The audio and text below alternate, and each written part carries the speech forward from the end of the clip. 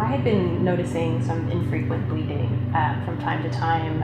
It was so occasional, I never really thought that much of it, but I managed to mention it to a doctor during an annual checkup. And my GP said, you don't have this type of cancer in your family. You're probably fine, but if it's bothering you, we can do a referral. We can go talk to a general surgeon. It was April 18th when I went in for a colonoscopy. I'm watching it happen, and then we saw something, and I kind of just knew at that point that that shouldn't be there, and in the back of my head, I'm sort of like, here we go.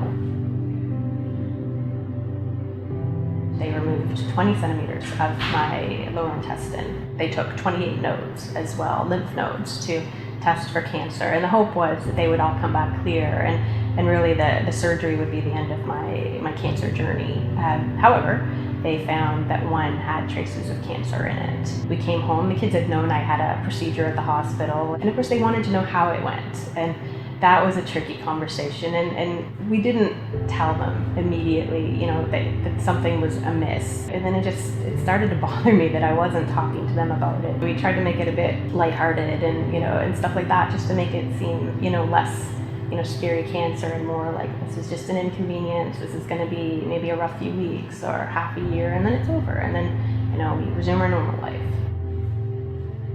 I just gone out for lunch a couple of weeks after my surgery with a colleague, and was driving home, and I was listening to the radio, and they talked about the fact that they were putting together a team of this walk together event, and I'm listening to it, and they're talking about how it'll be for endoscopes for the Queensway Carleton Hospital and cancer support for local families. And I thought, this is kind of a no-brainer. So I reached out to my friends and said, hey, would anyone do this with me if I did this? It's $20K, and you have a minimum threshold you have to meet to participate. Like, is anyone up for this? And I had so many friends say, yeah, count me in. The endoscopes that we're raising money to help fund for the Queensway Carleton Hospital are the diagnostic tool that found my cancer.